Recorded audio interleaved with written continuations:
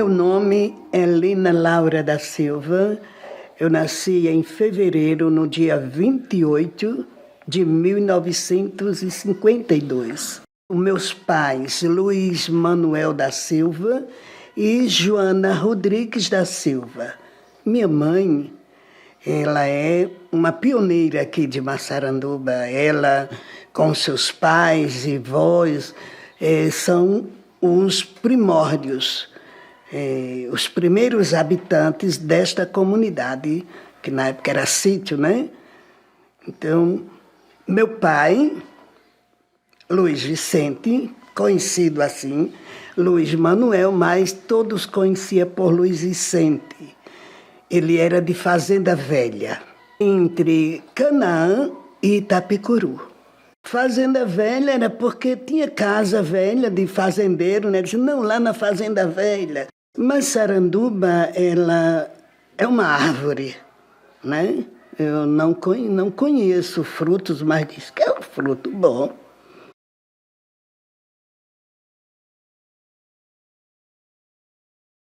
Meus bisas, eles foram quilombolas, Antônio Guilherme Martins e Ormínia Guilherme Martins. São os meus bisas, eu não conhecia. Massaranduba era ocupado pelos filhos do meu bisavô. Era 15 filhos. Então, toda Massaranduba pertencia à posse de Antônio Guilherme Martins. Eu conversava com o meu avô e eu sei de todo o trajeto das minhas raízes aqui em Massaranduba, através dele. Né? Ele era um negro, um homem negro muito sério. Era quilombola, Manuel Rodrigues da Silva. Esse pouco tempo mais eu conheci e foi um tempo muito bom. Na Lei Áurea, ele estava com entre 6 a 7 anos. Né? Quer dizer, e chegando aqui em Massaranduba, em 1893, Manuel Rodrigues chegou aqui. Eu não quero dizer conhecendo o meu bisavó, porque quem morava ali em Folha Miúda era dizer, é meu vizinho. A gente sabe disso.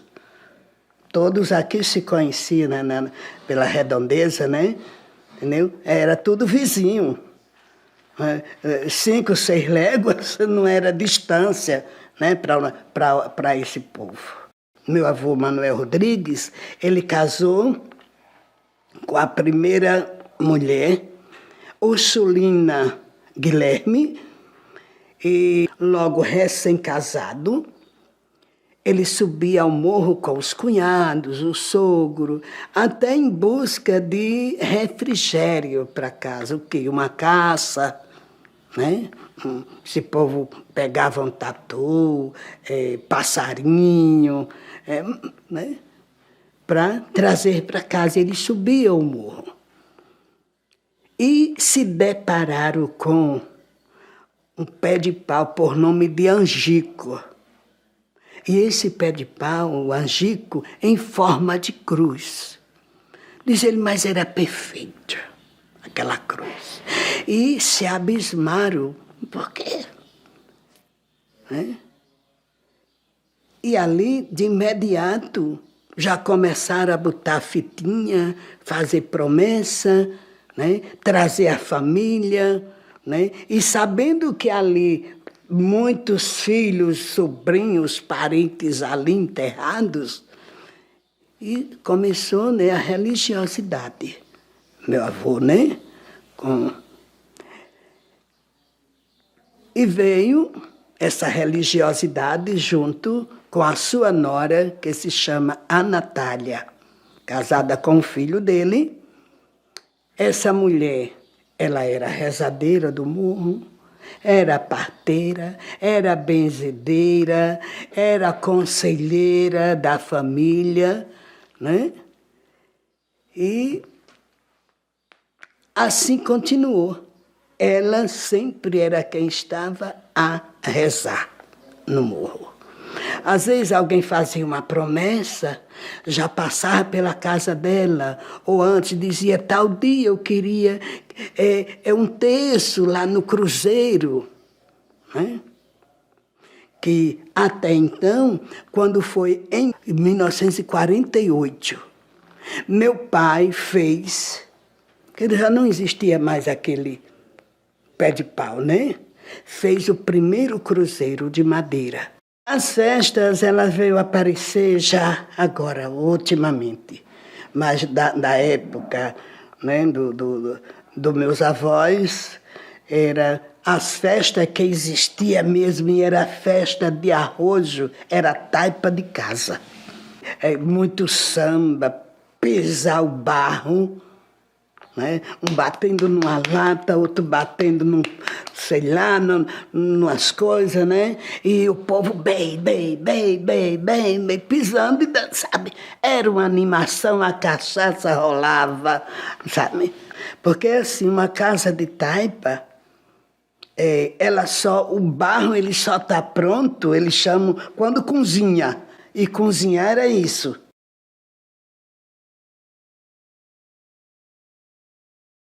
Eu e mais 2 irmãos, Benedito e Odete. Minha mãe teve 6 filhos. E ficou nós 3 e morreram 3, onde a família Guilherme, que é a nossa família aqui em Massaranduba, aqui nesse morro, né? Na época de meus pais e avós, quando morria uma criança, enterrava no morro. Então eu tenho 3 irmãos enterrados no morro da Massaranduba, o Morro Santo.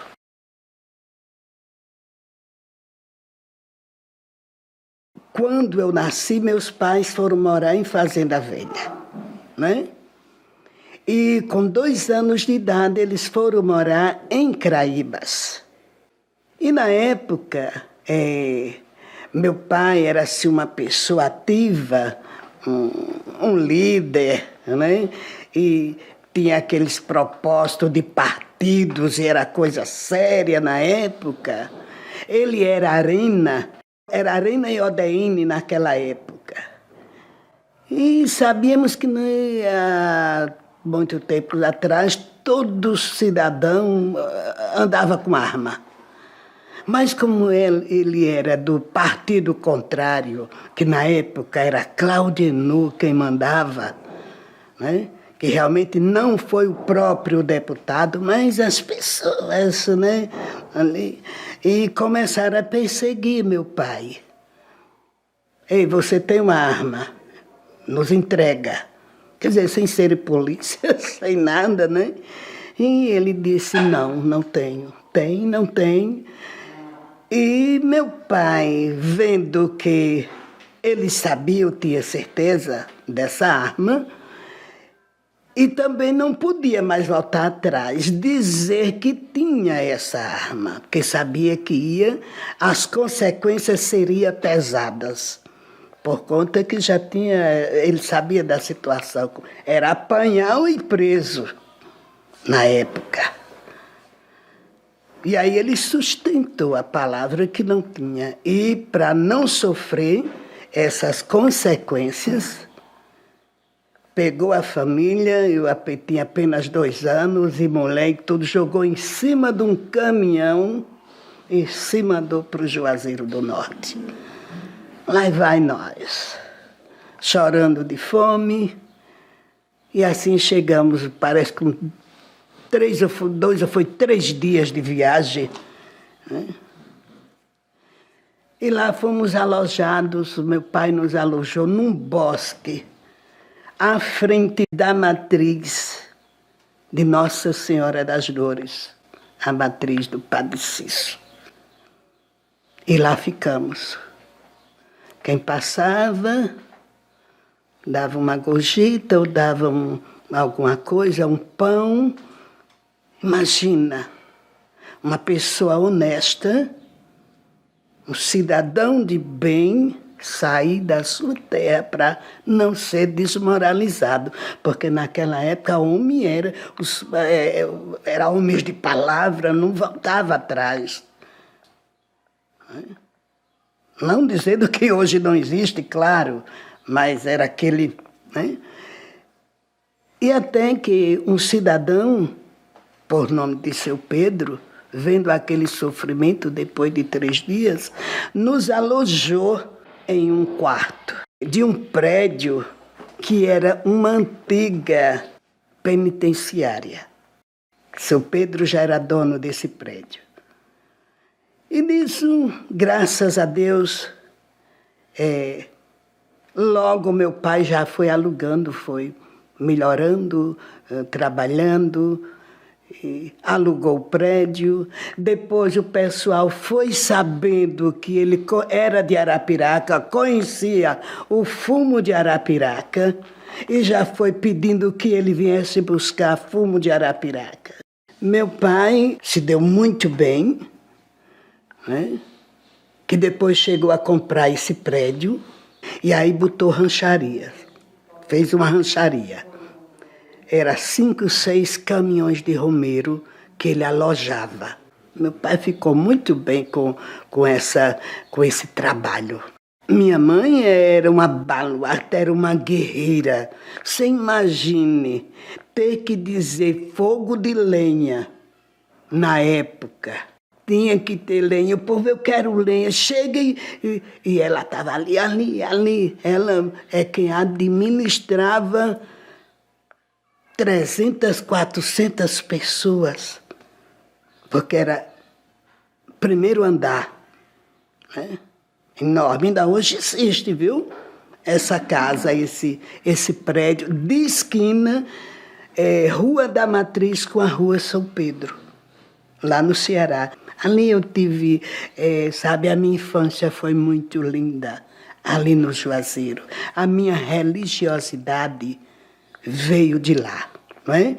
E meu pai foi nós fomos muito abençoados no Juazeiro do Padre Cício. Eu fui guia de romeiro no Juazeiro, com 5, 6 anos. E o povo me amava.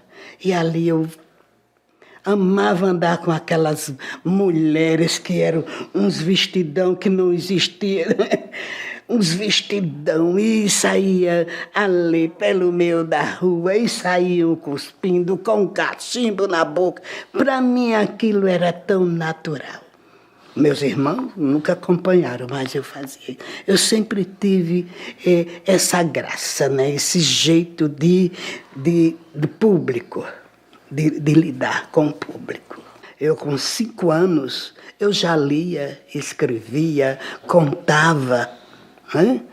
Porque comecei a estudar, imagina, há 50, há 60 e tantos anos atrás, uma criança em escola, é uma novidade, né? Eu cheguei lá com 2 anos e já fui para a creche, porque Juazeiro já era bem desenvolvido, né? E meu pai já tinha condições, já creche, depois para a escola. Com 5 anos eu lia, escrevia, contava. E por conta disso, eu sempre fui muito ativa, muito taguarela quando era criança. E ele me trazia aqui para Alagoas. Ele dizia, vamos, filha, para Alagoas. E depois de 8, 9 anos, meus avós, velhinhos, cansados, e a minha mãe pegou no pé do meu pai. Ah, não, eu vou cuidar dos meus pais, e tirou a gente. Quando meus pais se decidiram a vir para Alagoas, né, cuidar dos meus avós, eu tinha entre 8 a 9 anos, ok? E vim com a primeira série. E chegando aqui, meu pai ainda me colocou, a mim e o meu irmão, no Instituto São Luís. Mas regredi, tive que repetir a primeira série. Instituto São Luís, meu amigo, a palmatória quebrava, né? E olha que não era uma palmatória liviana, não, gente. Era aguição naquela época. Qualquer história, era aguição de tabuada. era aguição na prova, era mais aguição, não era escrevendo. Primeiro a gente tinha que passar por toda essa trajetória, essa avaliação para poder fazer uma prova. E aqui saíamos, dias que nós íamos de pé, daqui. Não era daqui, porque era lá do outro lado do terreno, na casa do meu avô, que a gente veio e ficamos morando dentro da casa do meu avô. Imagina, para chegar às 7h30 na escola, nós tínhamos que sair daqui no mínimo 5h30 da manhã. Quando não íamos de bicicleta. Mas eu já estava ficando mocinha, meu irmão se cansava e começou a dizer, pai, que eu pesava, e terminou meu pai não deixando mais eu estudar. O menino tinha que ir para cozinha e para roça. E daí fui para o Cabo da Enxada.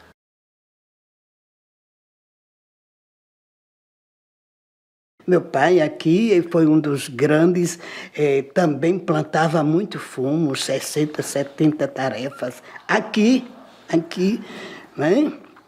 Mais abaixo aqui, Manuel Senhor, era também outro plantador de fumo forte.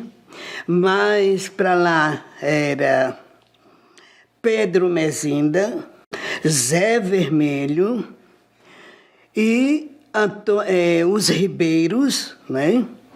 E os Tertulianos. Todos eles plantavam nos seus terrenos, né? Por aí. Manuel Senhor era aí desse outro lado da estrada, aqui à frente da minha casa, com bastante terras, né? Talvez aí umas 70, 80 tarefas, né? E era festa, principalmente quando dizia assim, é o último dia de destilação de fumo, tinha que haver festa. Sempre que tinha fumo no salão, era festa, era aquelas cantarolas, né? Meu pé de cajueiro, meu pé de jacarandá, namoro, mas não caso com rapaz deste lugar. E era assim essa tirada, né? Eu cantava muito. Eu não só cantava como destalava. Eu destalava uma bola de fumo e juntava. Não é toda mulher que faz isso. Hein? E quando era, disser assim, Luiz Vicente, é o último dia, tinha que ter sanfoneiro, tinha que ter pagode, tinha que, sabe, tudo.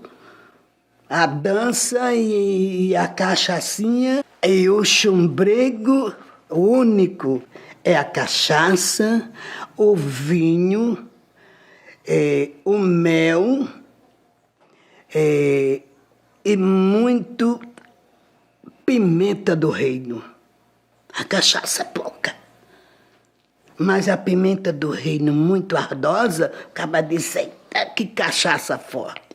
Mas ficava, né? A canela também, é uma mistura. Sabe que o chumbrego, é chumbrego mesmo de tanta mistura, né? Todas as mulheres do salão só se alegravam quando ele chegava. Quem quer chumbrego? Chega ao chumbrego do Luiz Vicente.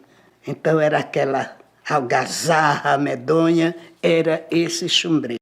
Zé Vermelho era outro que fazia uma festa que o povo se embebedava, que tinha caba, que não se controlava, era até amarrado.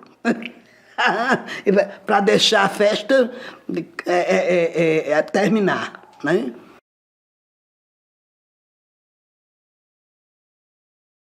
Era outras festividades também, né? A rapagem de mandioca, cantavam muito as mulheres, as mesmas cantorias do salão de fumo, elas também faziam nas rapagens de mandioca, né? Era semanas, às vezes, fazendo farinha. Todos daquela época do meu avô tinha armazenamento, depósito enorme, quando não era caixões de madeira mesmo, enorme, com 2, 3 metros de largura e de comprimento, de tamanho, né? Para encher de farinha, porque era a manutenção, era a vivência do povo, era isso, era feijão, era farinha, era milho, algodão, e no dia da feira ia vender na feira na Arapiraca.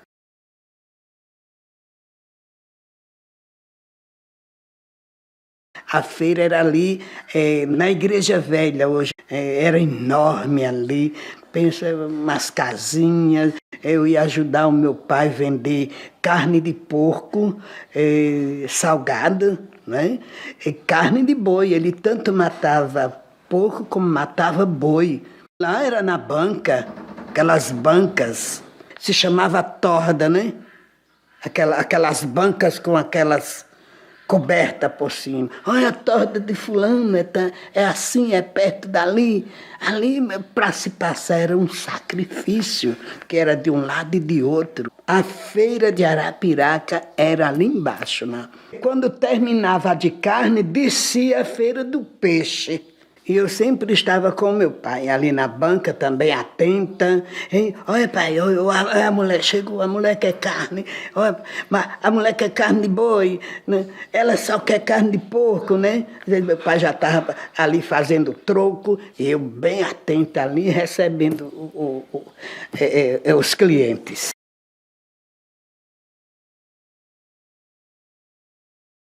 Ali era um mau cheiro na época, não é? Eram as casinhas, delegacia e aquele esgoto ao céu aberto, né? Não tinha nada evoluído ali. Hoje é aquele ginásio João Paulo, né? Que coisa maravilhosa, coisa linda ali, né?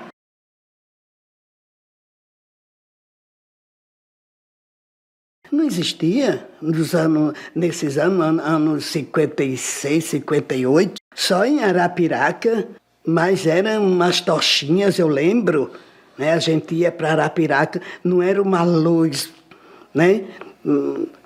Era aquelas tochinhas de fogo, já era da época do Valdomiro.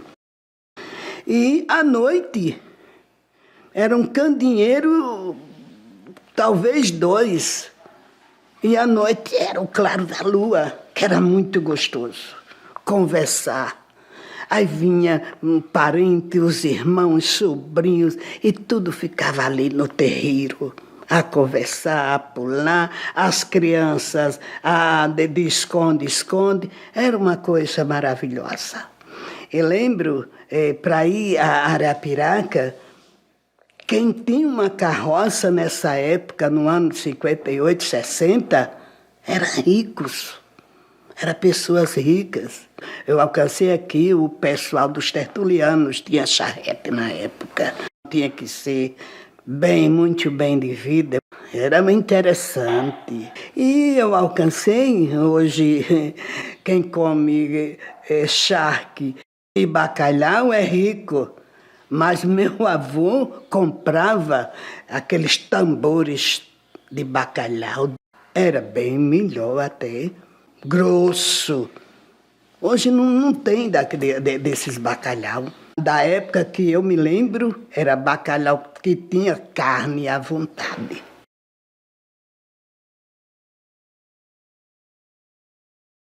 Era potes. Nós sabemos o que é pote, né? Era porrões grandes que cabia 10, 15 latas d'água, carregada na cabeça. Tem mais de um século aquele porrão. Esse da foto. Esse porrão estava com a minha irmã. Uma pena que eu me preocupei mais comigo e só tirei um pedaço.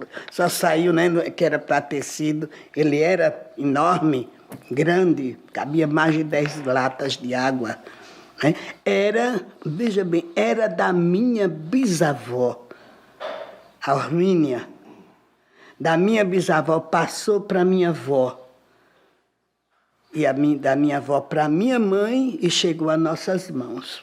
Uma pena que foi quebrado aquele porrão. Até há 2 anos atrás era existente aquele porrão.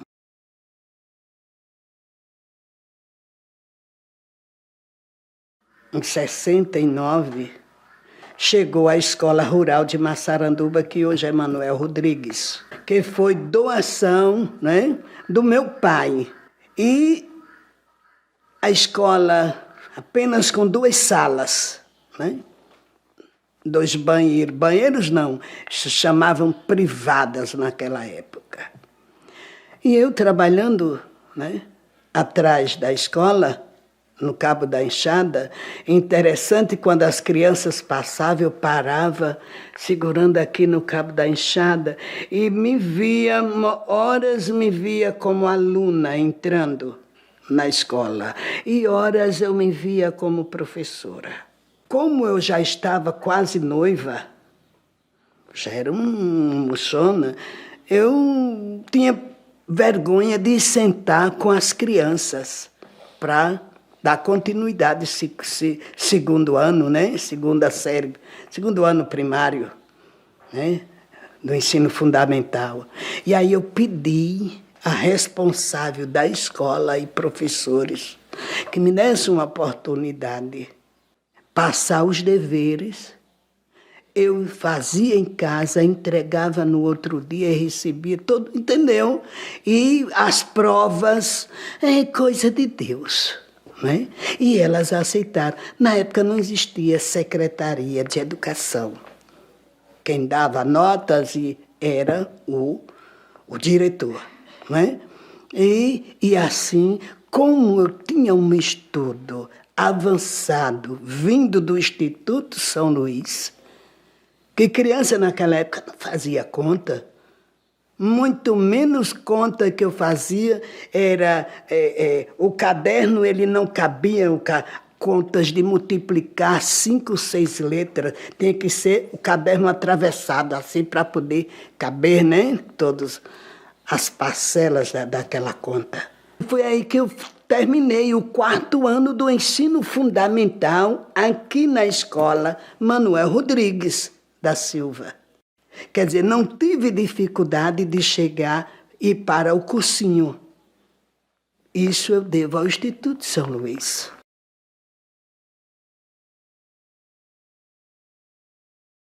Eu casei em 71 e conheci ele em 68. Edival José da Silva. Quando eu vi ele a primeira vez, que eu olhei para os olhos dele, eu digo, vixe, Maria, não tem jeito, ele não está aí não, né, para ficar todo cheio de vida, né? Ele morava aqui em Barreiras. Barreiras é um sítio aqui, Pego. Massaranduba, Barreiras, Carrasco, né?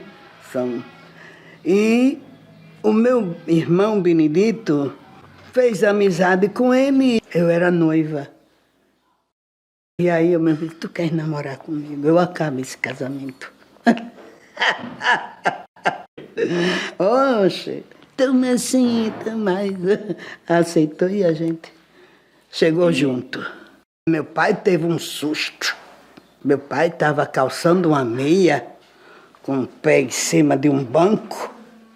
E ele chegou ali todo nervoso. Seu Luiz, o senhor me dá Helena em casamento? O velho tomou um susto. E olhou assim para meu pai, era sério, né?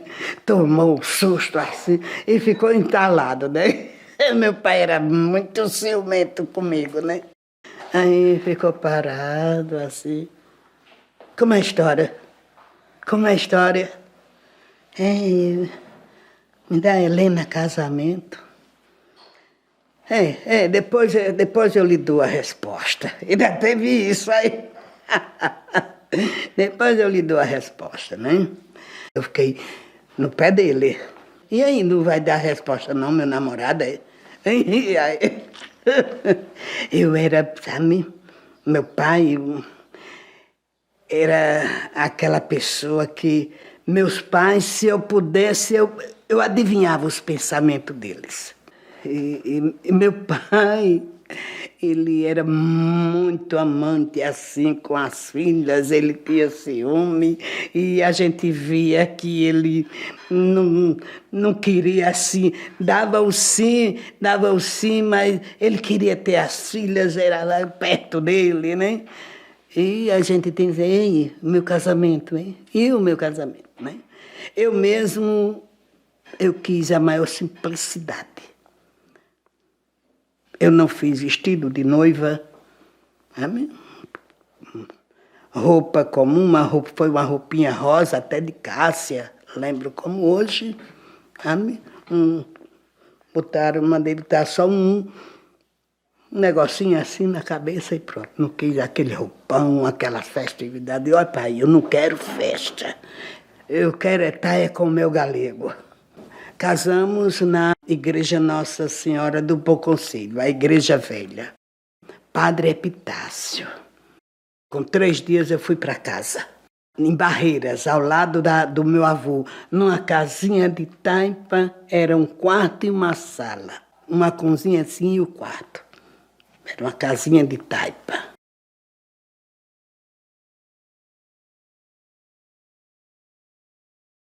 A minha mãe tinha uma cunhada, né, irmã do meu pai, que ela me pegou e aí eu fiz questão de ter com ela também. Nasceu meu primeiro filho, por nome de José Luiz, mas morreu com 7 meses. Tive esse que morreu com 7 meses e depois fiquei abortando, né, as crianças quando chegava a gestação de 2 meses, 3, eu abortava e não sabia, e assim nessa brincadeira eu fui perdendo, assim, ficando sem estímulo, fui ficando depressiva, porque eu queria muito ser mãe, né? E eu tive crianças com 6 meses. E aqui os médicos diziam que era nervosismo meu. Desse menino, que ele chorava muito, que morreu com 7 meses, né? E eu não dava conta de estar com ele nos braços. Minha mãe me trouxe para a casa dela aqui na Massaranduba. E eu fiquei morando com meus pais. Eu fui morar no Carrasco em 73, foi. Eu tinha mesmo que ir morar no Carrasco para conhecer também mais um pouco da minha história. Que lá é quilombolas, né? E tinha um senhor dos mais velhos, se chama Cícero, o nome dele. A gente chamava ele Cício-Tinha, né? Naquela época ele já tinha uns 86 anos. Então, ele falava que conheceu os meus bisas, os pais dos meus bisas, né? E isso me fortaleceu. Cícero Ednei, eu morava no Carrasco quando ele nasceu. Ednei nasceu bem, graças a Deus, muita promessa com o padre Cício, né? Quando eu estava com 6 meses dele, eu abortei. Como é que pode? Eu tive um aborto. Ednei era gêmeos. E a minha sogra também era parteira, mas não definiu, olha. Mulheres naquela época, fosse um aborto de 2 meses. Não dava não, ficava em cima de uma cama. Ia comer pirão ali, né? E do Ednei, nos 6 meses aconteceu isso. Houve o aborto. Agora, minha sogra viu a placenta, mas não viu o feto. É interessante que naquela época ainda, não se tem história de banheiro, de essas coisinhas, não.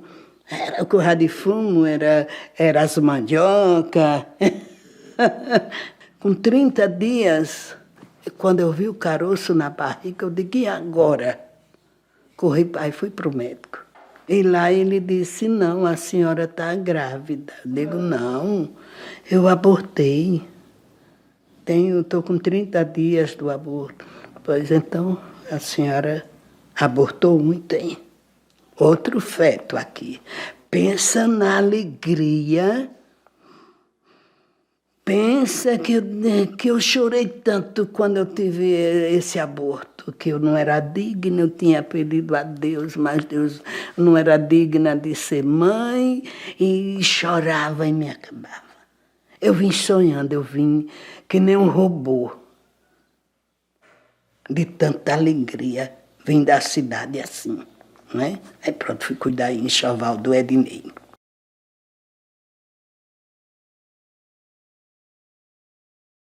Em 80 eu fui embora para Arapiraca. E aí bateu uma depressão que nem eu sabia que era depressão, nem marido, nem pai, nem mãe, eu não sei. Um primo do meu marido foi nos visitar e ele conheceu. Parece-me que eu não estava batendo, dizendo coisa com coisa, que ele disse, Edivar, o primo, cuida da tua mulher, vai morrer. Ah, meu irmão, posso não. Ah. E aí ele disse, pega aí 2 roupas, vamos embora para Maceió.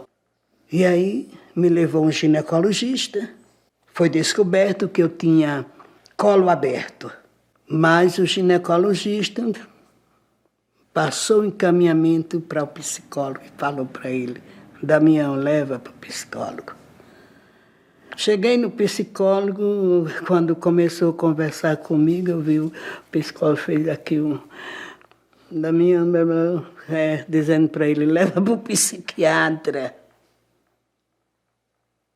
E Damião era um menino muito conhecido dentro de Maceió, né? Nasceu e se criou muito. E me levou a esse psiquiatra, José Azevedo. E meu amigo, eu sei que eu me deitava num divã,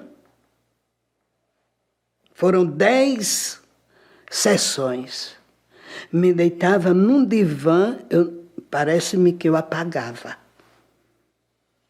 Ele me fez muitas regressões, depois ele me disse, até a minha idade de 2, 3 anos, ele fazia regressão. Tanto que quando ele terminou às 10, disse a senhora, está ótima. Não foi senhora, menina, você está ótima. E a sua criança quer estudar. Então a minha criança clamou muito, não foi? Com certeza. Nas regressões que ele fazia, e a sua criança quer estudar. Eu digo, conversa, doutor.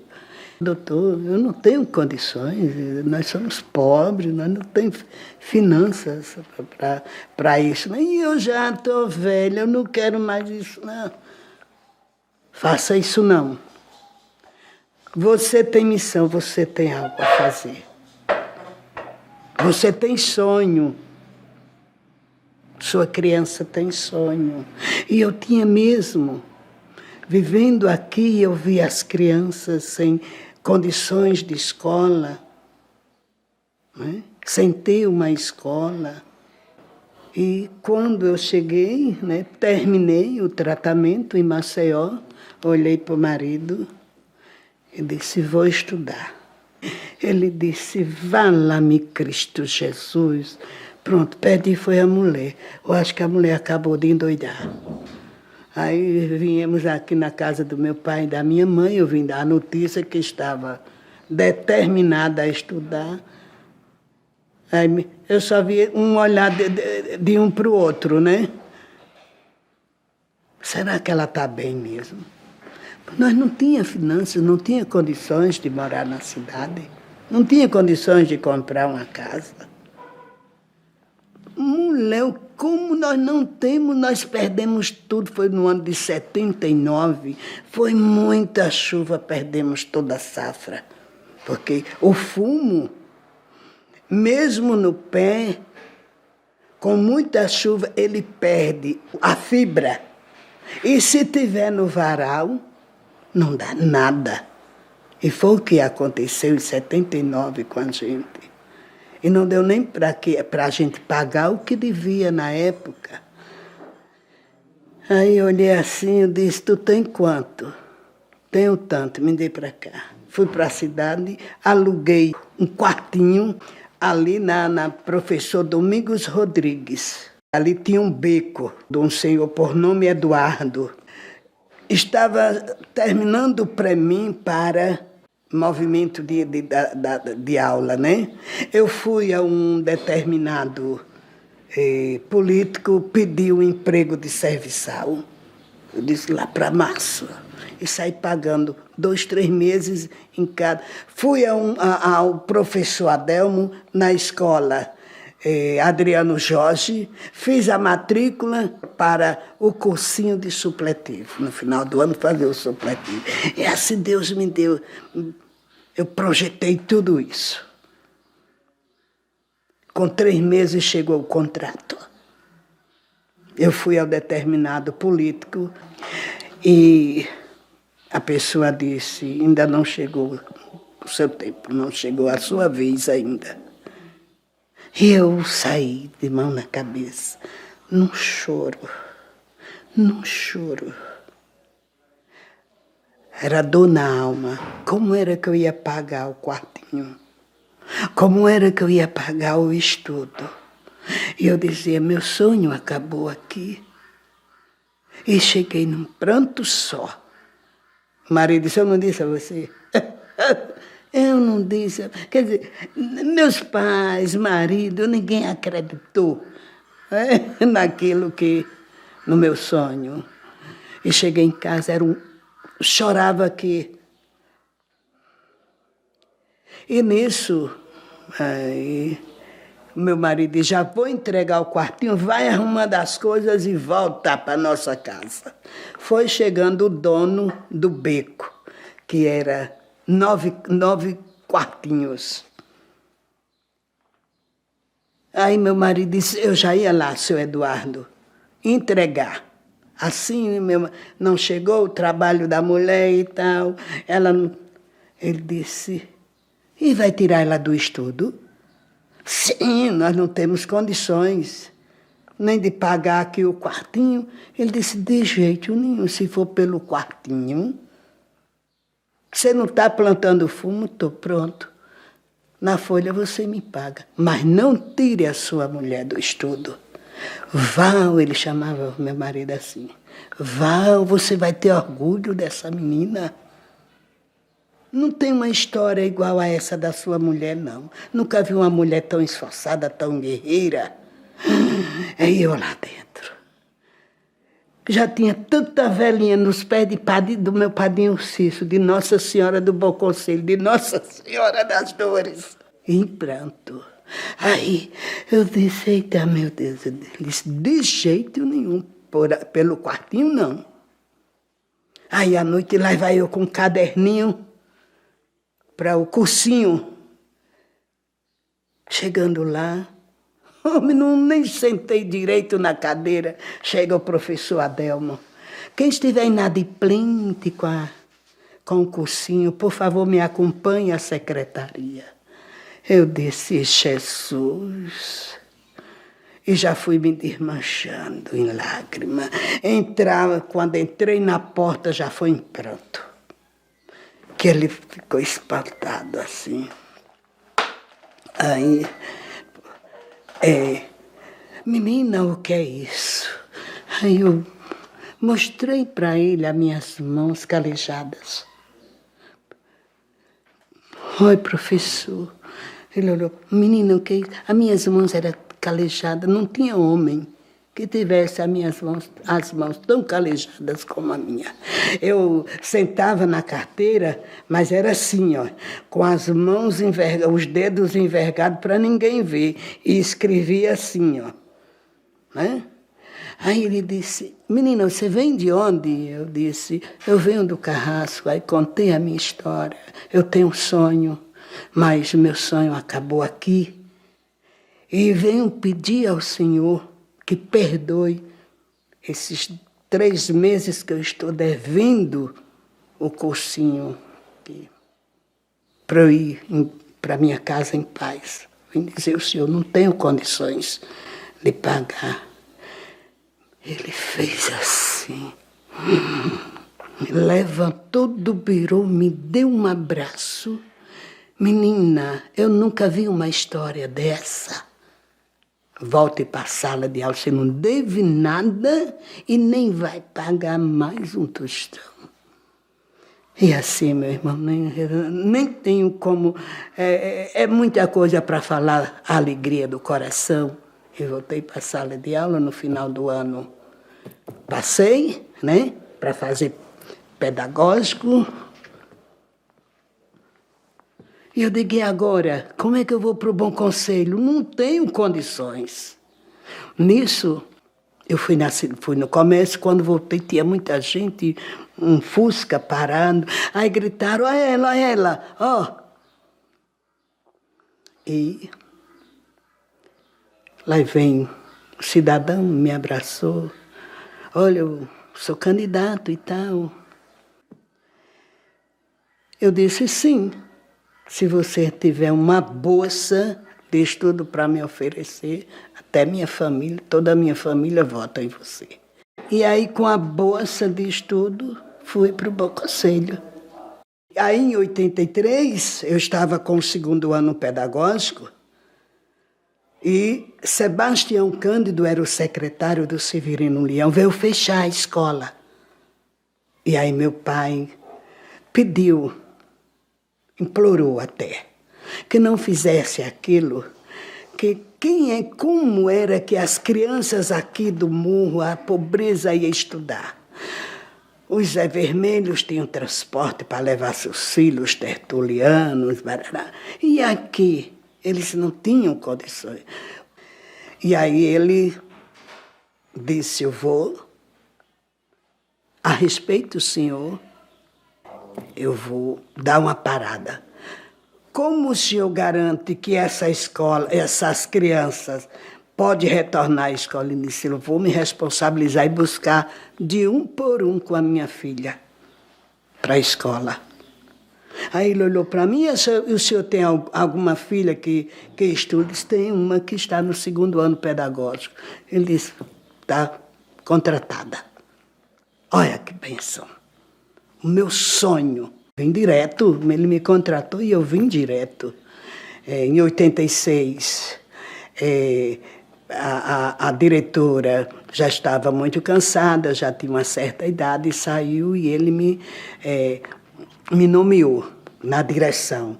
Mas com 4 anos de direção, nós já estávamos com 5 salas de aulas, secretaria, diretoria, água, luz, depósito de 20 e poucos mil litros de água, uma cozinha enorme, merenda, tudo isso dentro de 4 anos, onde já estava com 16 anos e ela não evoluiu. A escola Manuel Rodrigues, em homenagem ao meu avô, quem colocou foi o prefeito José Alexandre dos Santos. E quando a escola estava toda linda, equipada, aí veio a política e alguns interessados, que aí todo mundo se interessou. E o meu marido chegou assim para mim, Helena, vão lhe tirar daí. Então aí, eu disse, o que é que tem? Eu já fiz a missão que Deus quis. Era algo muito forte assim, porque realmente na minha vida tudo isso foi milagre. Né? Eu disse, não, o Senhor Deus me tirou do cabo da enxada, não foi para nós ser dono de escola, mas Ele foi para fazer esse trabalho mesmo. Não tem problema não. Você não vai, o secretário, conversar? Eu digo, não, se ele vai doar para alguém, porque ele acha que não é mais interessante eu estar aí. Não era mais Sebastião Cândido, né? Nem também não interessa dizer. Fiquei em sala de aula. Isso já era final, já quase campanha, Célia Rocha chegou e mandou me buscar para a secretaria. Isso no ano de 1996, Célia Rocha me chamou e eu fui para a secretaria e, graças a Deus, passei 15 anos muito bem na coordenação, não é? E evoluí muito mais, não é? E nunca deixei de dar assistência na minha comunidade, porque as pessoas não sabiam o meu trabalhar, o porquê desse trabalhar. Mas era uma missão que eu tinha pelo meu povo, por esse morro, porque é a família Guilherme, eu sou uma Guilherme. E depois, quando eu cheguei aos 53, 54 anos, eu digo, poxa. Aí eu vi que quem não tinha faculdade, quem não tinha eu digo, eu vou me aposentar, tem que ter mais uns carocinhos aqui no meu. Né? Aí voltei à sala de aula, fiz teologia, né? Sou graduada em teologia, e depois fui fazer psicopedagogia, né? Sou graduada também em educação infantil. O Senhor Jesus me fez cantora para Ele, né, com 4 CDs gravados. Não sou musicista, porque o musicista é aquele que toca, eu boto a minha notinha ali e saio cantando.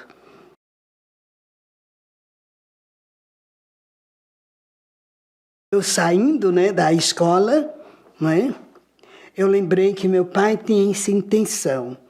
E antes dessa intenção do meu pai, o Monsenhor Aldo já cobrava.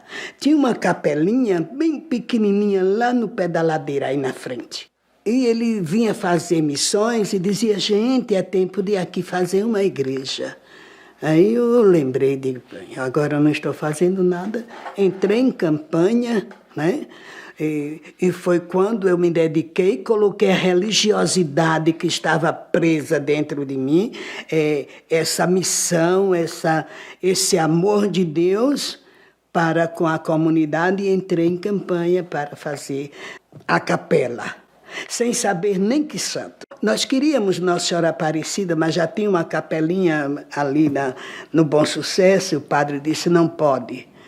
E um dia eu, em oração, eu juntei umas 4 ou 5 mulheres, eu digo, vamos orar para que o Senhor nos indique que nome vamos colocar nessa capela.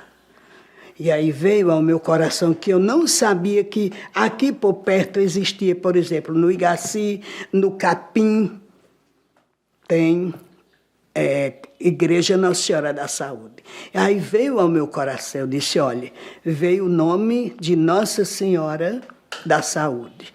Aí a minha irmã, amiga, confirmou. Também tive esse forte no meu coração. Em 91 e 92, eu saí no mês de maio de casa em casa, rezando o terço mariano e já pedindo, né, homenagem já para o trabalho, a construção da igreja.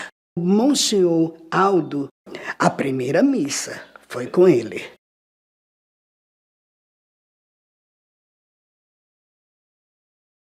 A caminhada já vinha do Bom Conselho, o Padre Aldo já trazia a caminhada, já era muito forte. Isso desde os meus avós, que a minha tia já comandava o morro, né, na religiosidade.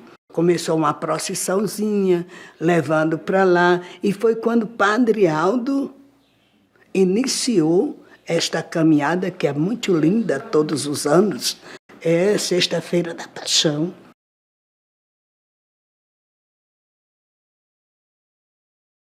O movimento social, isso tem uns 6 anos, né?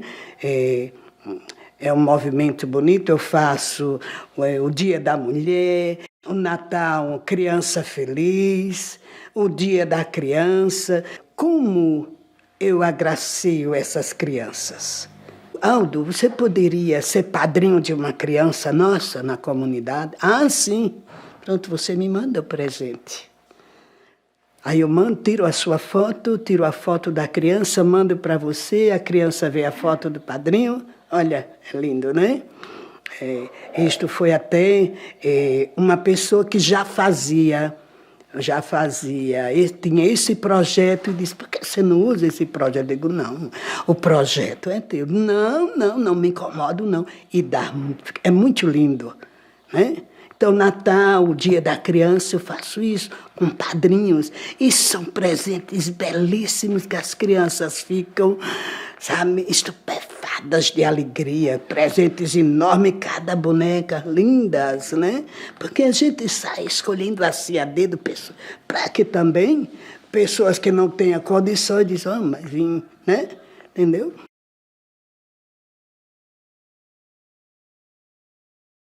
Me chegou à minha casa uma sobrinha minha, né, filha do meu irmão, ele morando em São Paulo, mas ficou desempregado com 6 filhos, e minha mãe mandou buscar uma das meninas dele, né? Minha mãe faleceu e ela ficou comigo. Hoje é casada, me deu 2 netas lindas, Silvia Maria da Silva, né? Depois tinha esse pessoal autista e essa mulher, ela tinha os filhos e matava de fome, porque eram de rua. Saía de manhã, mas o velho dela, para pedir, vinha chegar 3 horas da tarde. Não tinha um vizinho que dissesse assim, eu vou levar uma mamadeira para aquela... E assim morriam as crianças.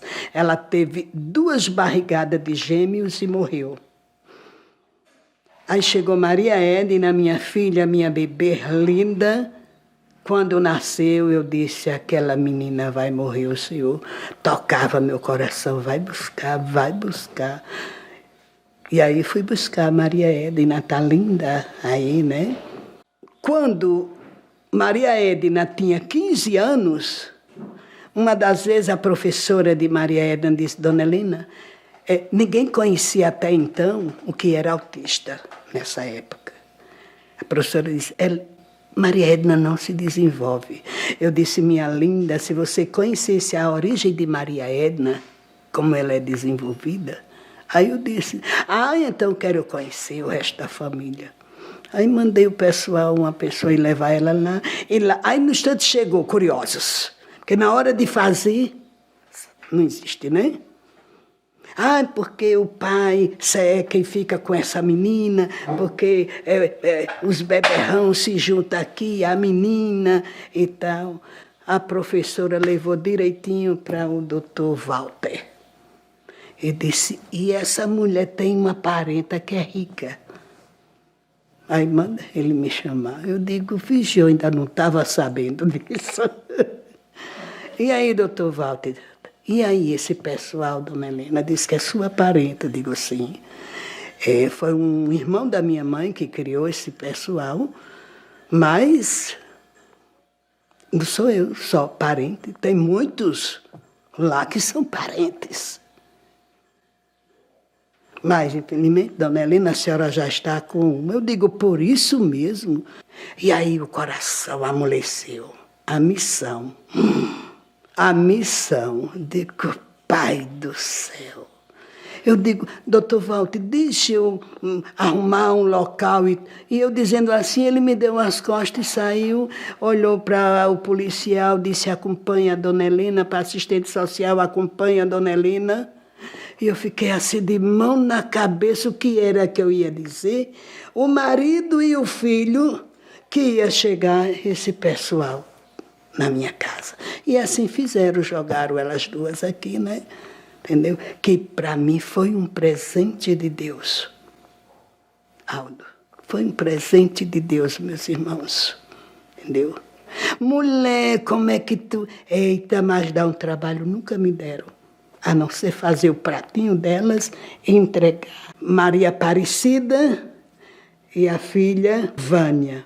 E aí Maria Edna, essa vive comigo aqui dentro de casa e elas vivem num quartinho, porque elas nunca souberam o que é higiene e a uma altura do campeonato não tinha mais como, né? Elas não entendem coisa com coisa.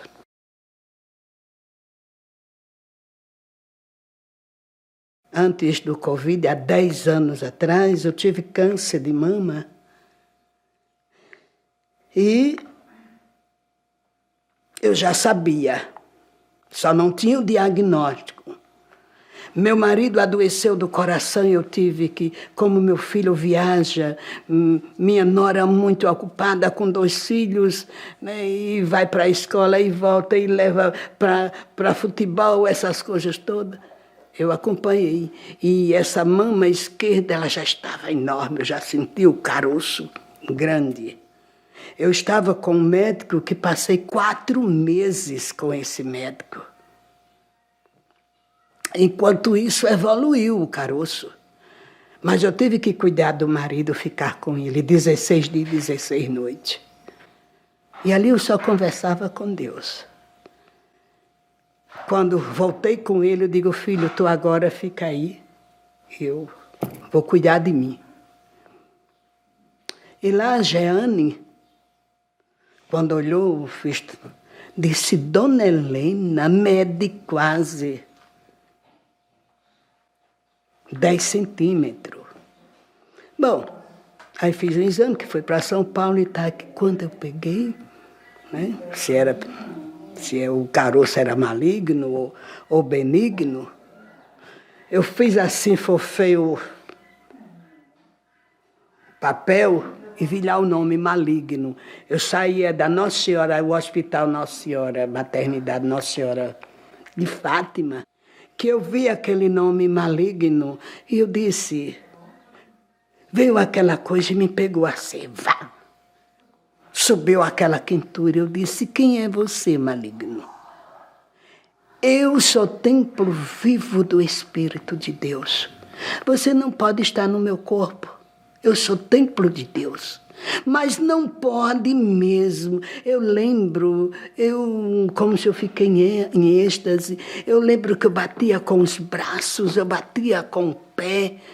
Eu lembro que isso aqui esfriava, eram minhas lágrimas. Mas eu não via ninguém passar. Aí eu vi bater aqui, moça. Aí eu vi uma pessoa, o rosto de uma pessoa, mas eu não sei se era homem ou se era mulher. Eu sei que era porque pela voz. Moça, moça, você está bem? Aí eu fiz assim, eu disse, estou bem.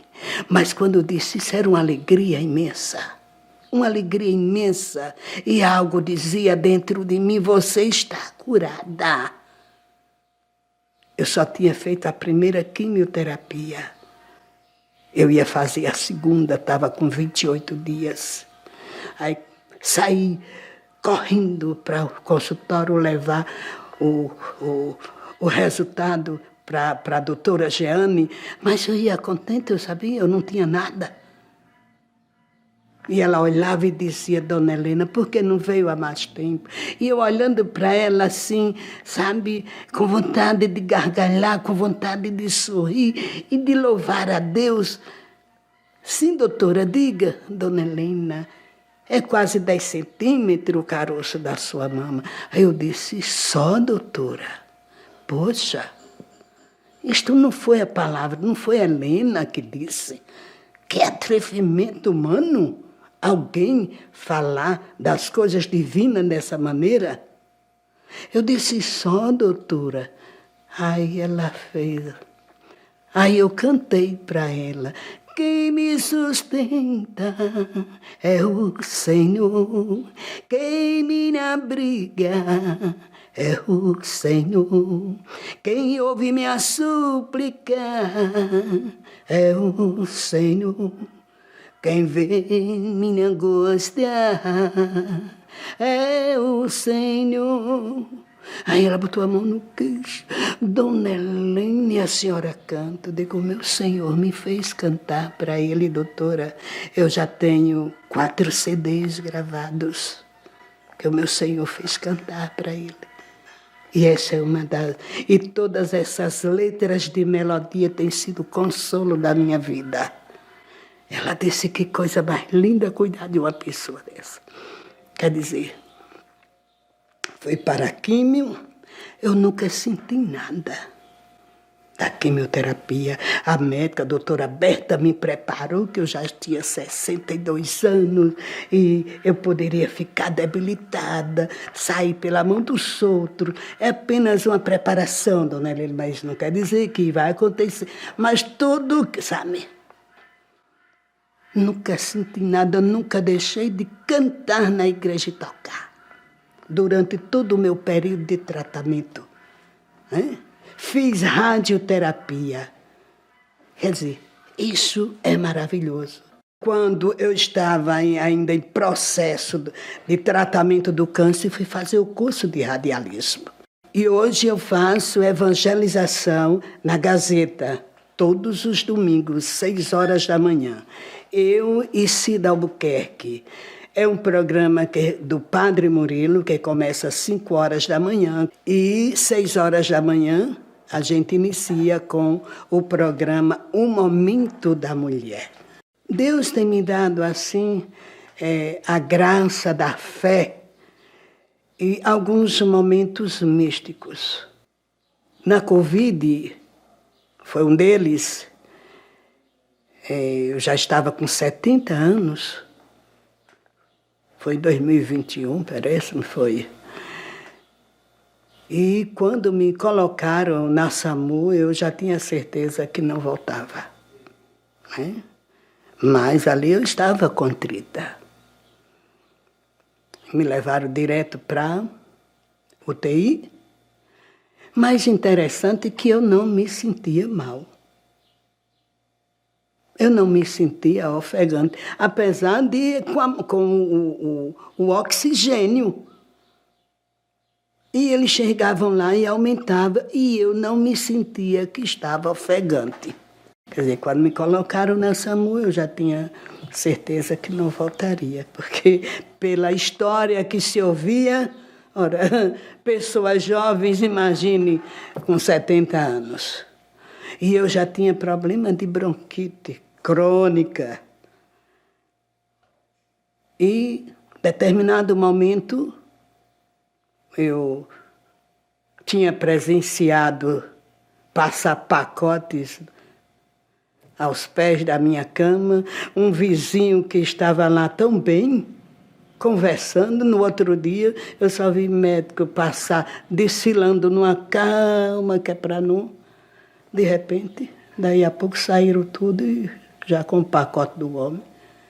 Porque quando eu vi eles arrodear a minha cama, eu disse, poxa, Jesus, tu me queres agora? E comecei a conversar com Deus. Interessante, hoje eu sei o que eu não estava bem, porque eles diziam assim, Dona Helena, respira devagar. E repetia e repetia. E eu não me sentia ofegante. E ali para mim, eu estava lúcida, com os olhos fixos ali naquela parede branca, e conversava, Senhor, é a minha hora. Olha, Senhor, eu estou preparada para ir para ti. Mas tu lembra que tem 10 anos que tu dissesse que eu tinha missão e nunca me revelasse? Então, termina o que começasse em mim. E isto não foi Helena, eu tenho certeza. Não é? E daí a pouco alguém disse, a saturação dela está voltando. Eu já sabia.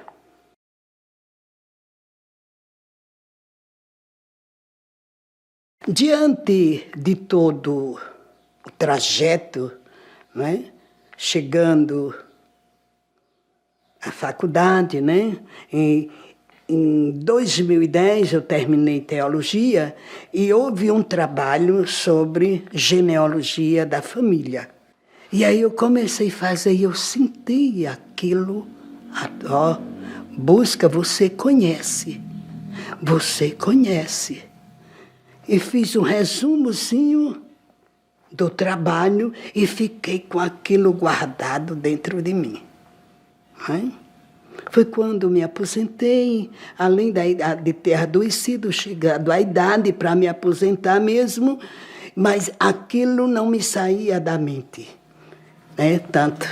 Mas tem mais de 5, 6 anos que eu venho nesse livro, pesquisando, buscando, né? Olhando, pessoas que não conhecia aqui, que era parente um do outro, voltando à época do meu avô, do que ele me dizia, os meus pais, né? O maior um incentivador deste livro foram meus pais, meu pai, minha mãe, minha avó, que ainda passou bastante tempo com a gente, né? O livro que é A Família Guilherme, né? É recente. Eu lancei no dia 29 de maio, lá no Planetário, este livro, né? Porque esse livro, ele só tem as minhas raízes. E aí tem muita história. E já terminei o segundo. O nome é Superação, Helena por Helena.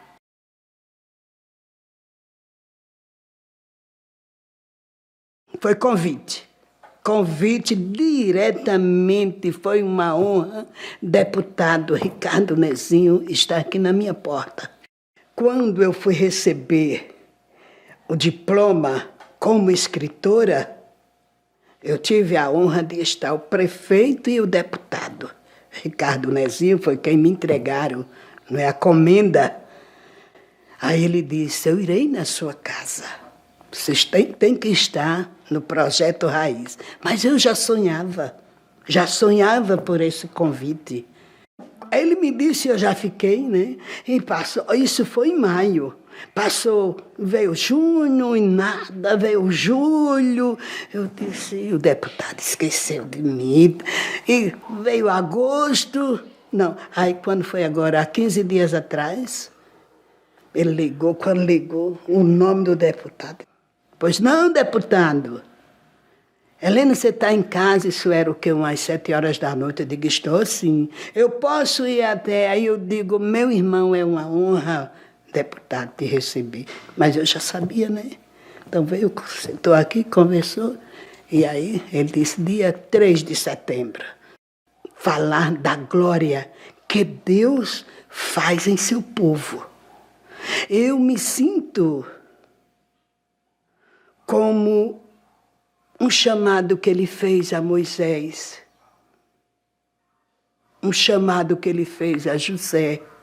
Eu me sinto a missão, porque cada um de nós temos uma missão aqui nesse plano terrestre.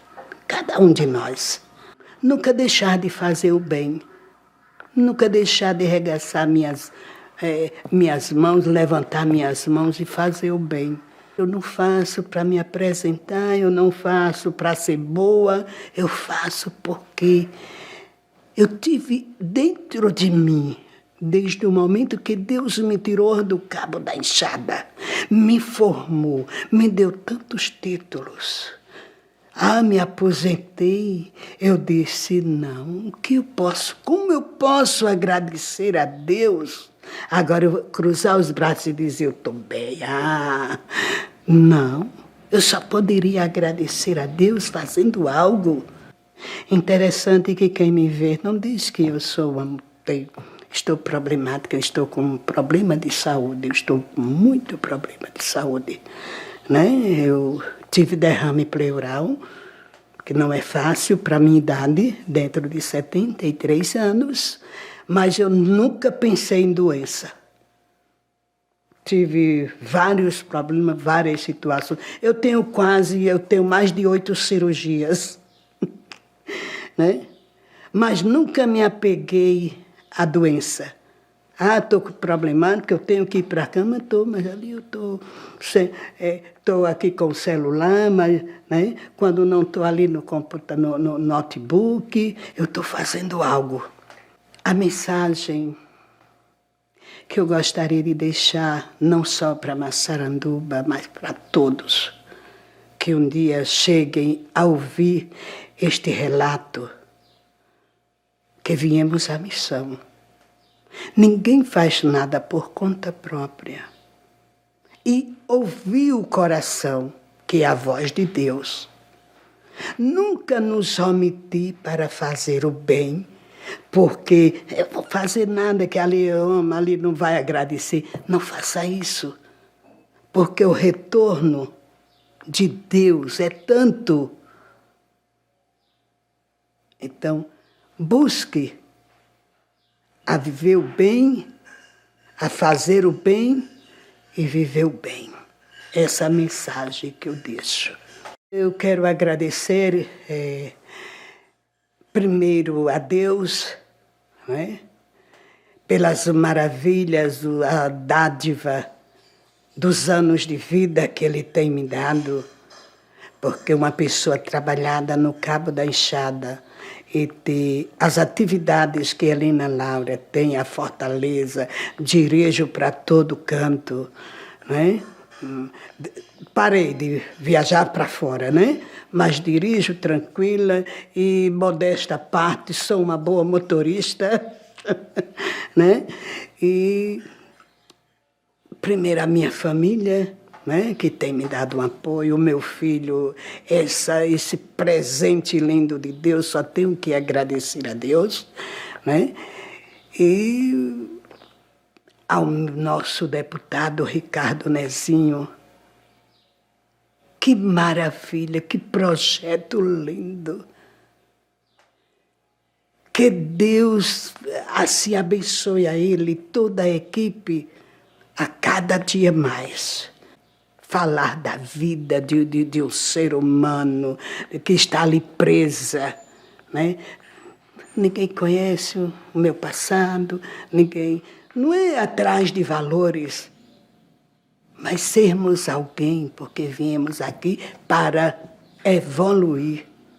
Deus nos enviou a esse plano terrestre para evoluir. E só evoluímos quando o outro deixa, quando o outro dá a mão, né? E esse projeto é gratificante. Muito obrigada mesmo, deputado Ricardo Nezinho. Que Deus te abençoe.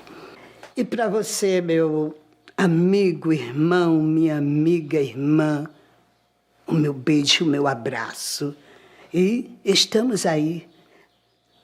Assista também aos domingos, 6 da manhã, com Miguel e Cida Albuquerque, o Momento da Mulher, na Gazeta.